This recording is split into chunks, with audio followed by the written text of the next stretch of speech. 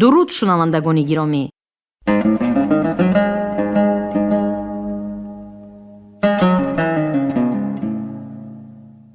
ба таваҷҷӯҳи шумо гуфтори адабӣ аз силсилаи хониши бадеӣ аз рӯи асари дар он дунёи нависандаи халқии Тоҷикистон Фазлиддин Муҳаммадиев дар қироати ҳунарманди шоистаи Тоҷикистон Бобохон Сатторӣ.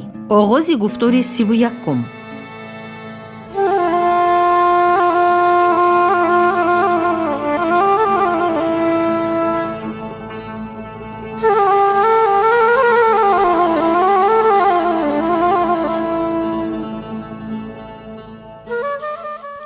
راهی اسفالت به سمت غرب میل میکرد. بیابانی هموار تمام شده از دو طرف کوهساری پس سر میشد. کوههای اینجا همگی همین خیل پستی تپه مانند بودند. با اکثر تپه ها یا دره های خرد سری راه نقل یا روایت علاقمند بوده است. عبدالخلیل اکی دوکرت حاجی به صفت دانشمند تاریخ این موضع ها هر دم دقت ما را به یگان خرسنگ عجایب شکل یا خاک تپه روانه کرده از حدیث پیغمبر یا سرگذشت حضرت علی یا خود امیر حمزه یا از دشمن اشدی آنها مسیلمه کافر کذاب روایت ها می گفت. انا به آن خرسنگ نگاه کنید. می گفت خواجه عبدالخلیل اکا یگان خرسنگ عظیمی در کنار راه احتمال میلیون ها سال این جانب خیلیده خوابیده را با انگشت نشان داده. انا همین سنگ را حضرت علی شیر خدا از کوه قاف ایستاده به سر کافرها غراندند. انا این حوضه که می بینید ایزی سومی دلدلی حضرت علی می باشد. من وی کوه را امیر حمزه با شمشیر زده قلم کردند. عادتا بعد هر نماز یا خود قاریکه یا تیمورجان قاری یا کسی از قاری های کهنسال مدت قرآن تلاوت می کنند. امروز بامداد هنگام تلاوت قاری ذوالفقار ریگی پیشی جای نمازش را با انگشت تیت می کرد که گوشماهی برآمد. پس از فاتحه او گوشماهی را به حاجی عبدالخلیل اکا نشان داد. دو کرت حاجی ما روایت گفتند که موافق آن در همین جای نماز خوانده ما 1400 سال مقدم در بین لشکر پیغمبر و مسیلمه بدکردار و بدنهاد جنگ خونینی شده بوده است. کافران بسیار بودند و شکست مسلمانان نزدیک رسیده بوده است. بناگاه با امر خدا و لشکر پیغمبر مدد رسیده است. آسمان از افق تا افق تیره گردیده، ماهیان دریاهای 7 اقلیم بال برآورده به میدان جنگ پریده آمدند.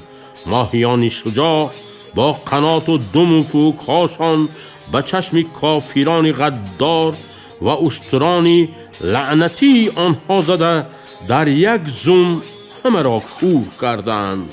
لشکر اسلام همه کافران را از دم تیغ عدالت گذرانیدند.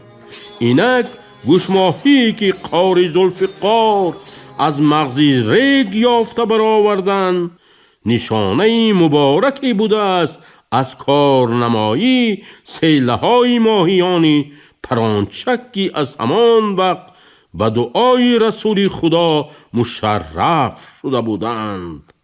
حاجی، های حاجی، این آواز اسکندر است که مرا از بیابان خیالان بیرون می افکند. ها عزیزم، چی می گویی؟ 2-3 روز شد که به صحبت شریفت دعوت نکرده ای. من چی گفتم که دل نازکت آزار گرفت؟ خاطرت از من بیچاره به یک بار گرفت؟ اوهو، شعر میخوانی ها؟ دماغت چاق می نماید که؟ الحمدلله، امیدوارم تو هم خوش و از سرنوشت راضی هستی. حاجی اکه چنان راضیم که زبان از تصویری اندازه راضیتم عاجز است. در سر هر نماز تو را یاد میکنم که نیکی به من کردد از خداوند یا هیچ نباشد از یگان فرشته برگردد. خیر بس، دعاهای تو را میدانم. نقل کن 3 روز آخر در کجا بودی؟ چی کارها کردی؟ به چی مشغول شدی؟ در مکه مکرمه بودم، کاری نکردم. همه همسفران در امانی و عافیت بودند. گاه گاه بیماران دیگر نزدم می آمدند. دیده دوا می کردم. چمدان دارووار نیم شد، سبوک شد. هی برک الله جورا جان، باز چی کارها کردی؟ نخواد در این 3 روز در مکه مکرمه یگان کاری به نظر نمایان نکرده باشی؟ کاری نمایانمان این بود که بخشیش می دادیم. بخشیش؟ با کی؟ با کلان شونده های ادارت الحج، یعنی اداره حج برای گرفتن رخصتنامه سفر.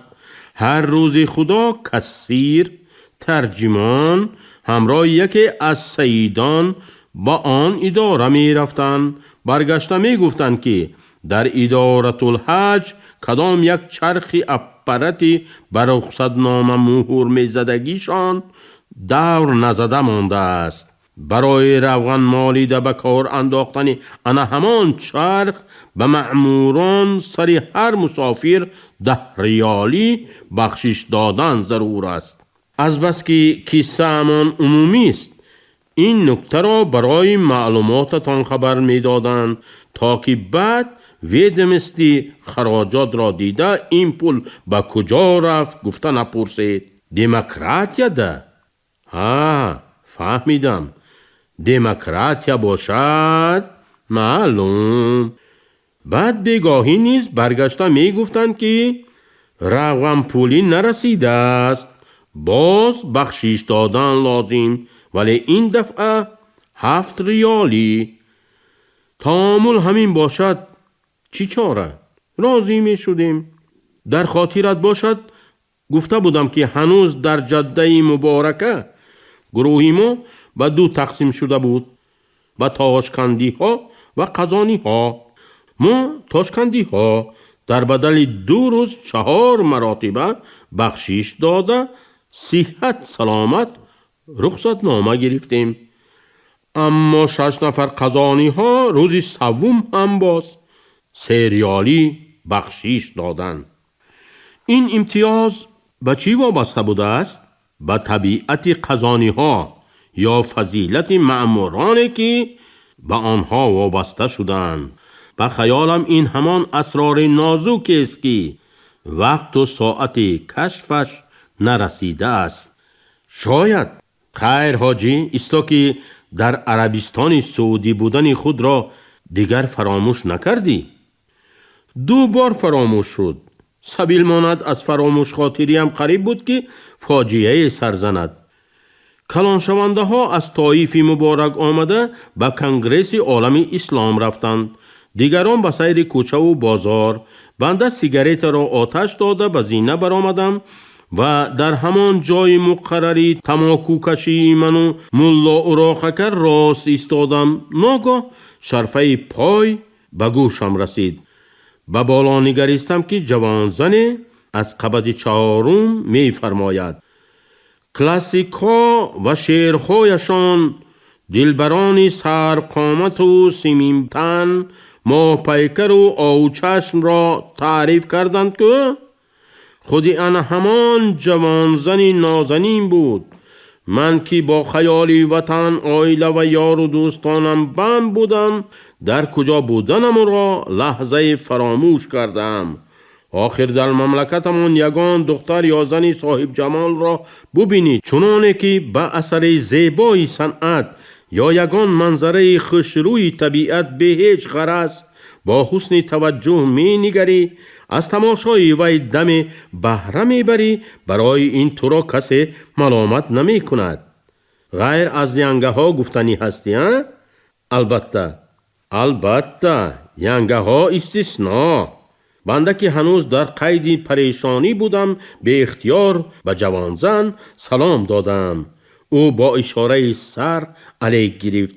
аммо алайк гирифтан ҳамоно ба худ омада ва рӯи худро бо чодираш панаҳ карда қиф ё қаф гӯён дод мезаду ба поғундаи зиннаи хокӣ пой мекуфт. фақат баъди ҳамин ҳушам ба ҷояш омад ва нимсӯхтаи сигаретаро аз телбагӣ ба киса андохта чолокона ба хона даромадам. ба фарёди ҷавонзан аз болову поён ду-се зани дигар тозон омаданд. муддате ба қабри бобою модаркалонам хиш кашонида пароканда шуданд. хайр, ҳеҷ воқеа нашудааст ку? ҳеҷ воқеа нашудааст? агар дар ҳамон асно ягон шариатшинос пайдо мешуд, ҷураи туро аз хона кашон кашон бароварда сангсор мекарданд, ё агар раҳм кунанд ба зиндони адолаташон меандохтанд ки бинобар таърифҳои ошнои ҳавлогарам ҳатто ба 1 соли он ҳам ҳар нав одами ба қувват тоб овардан наметавонад. ту бояд 7 то нон ё 1 шиша коньяк худоӣ кунӣ.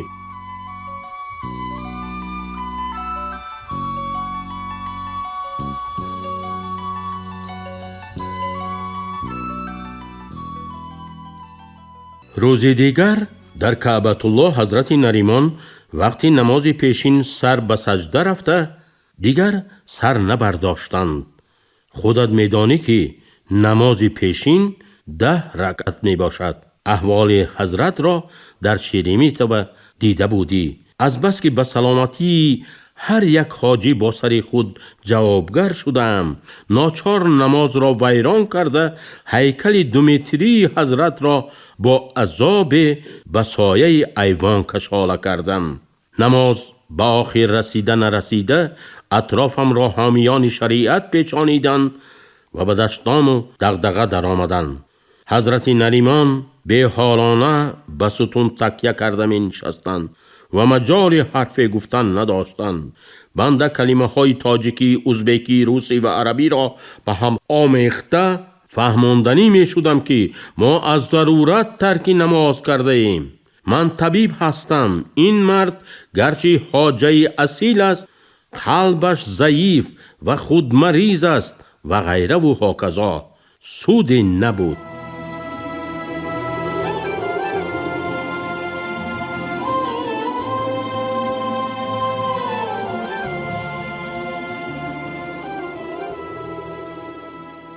گرد آمدگان همچنان دشنام می دادند. حتی یک عربی پیر کوسه که آفتابه چوینی در دست داشت مشتی قاق و آفتابه گرانش را در هوا تهدیدکارانه الوانج می داد و گاه گاه مشتش را گویا بناخواست به سر و کتف و بازوانم می رسانید. خواجه اصیل را باشد در عین زمان بالگت می زد. خیریت یک همشهری مهاجرم که به خانه زین کوشک آمده می رفت از کجای پیدا شد و به مابین در آمده حقیقت حال را به برادران برآشفته ما فهمانیده داد.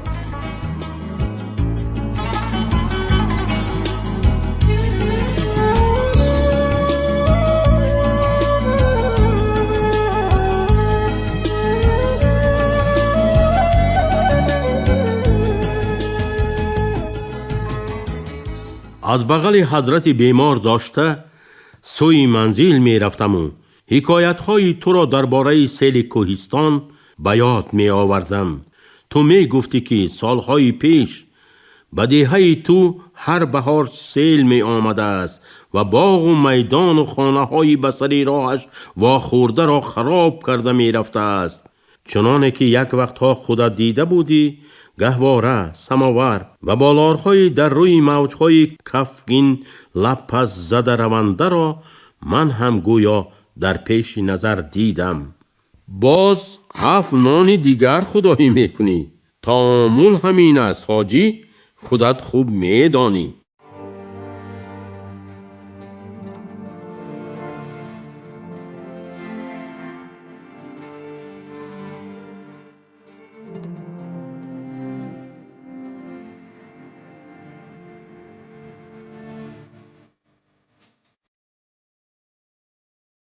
المدینه المنوره.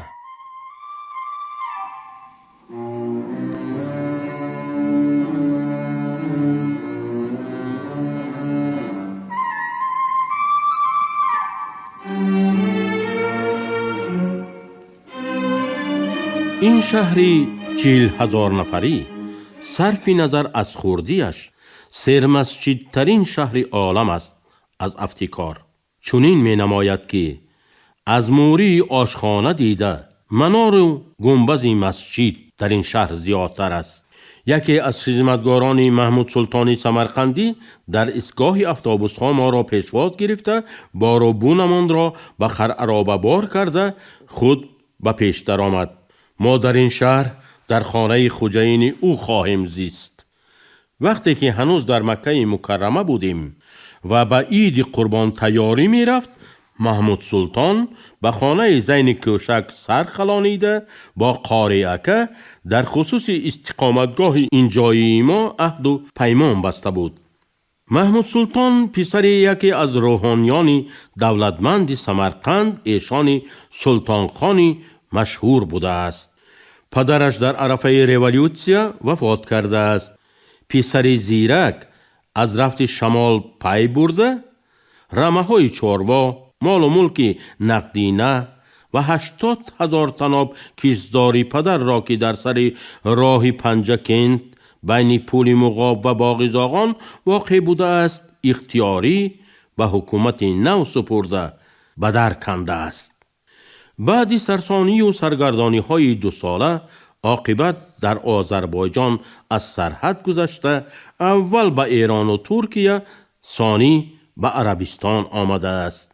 کمینه در وطنگاه با آدمان وامی خوردم که مردم به توصیف آنها عباره از تگ دار گریخته را کار می فرمودند. آن عباره به هر حال مجازاً استعمال می شد. اکنون شخصی از تگ دار حقیقی گریخته را با چشم خود می دیدم.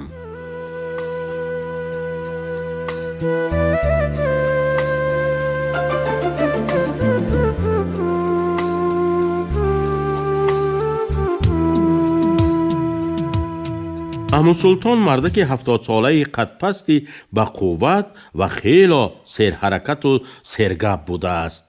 آن روزها وی 800 نفر حاجیان ایران و افغانستان را در حولی های خود جایگیر کنانیده آنها را از خوراک، جای خواب و نقلیات تأمین می نمود.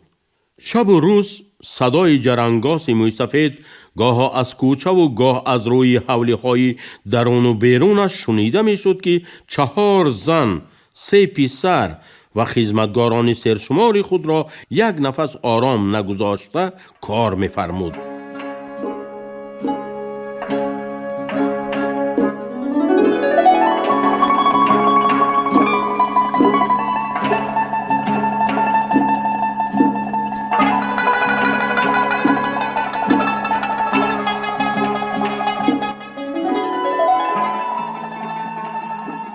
شنوندگان گرامی، شما گفتاری ادبی را از سلسله خوانش بدیعی از روی اثر درون دنیای نویسنده خلقی تاجیکستان فضل‌الدین محمدیف شنیدید. راوی هنرمند شایسته تاجیکستان باباخان ستاری، کارگردان شیرعلی نغزلی، محرر عابدجان سیدزاده. انجام گفتاری 31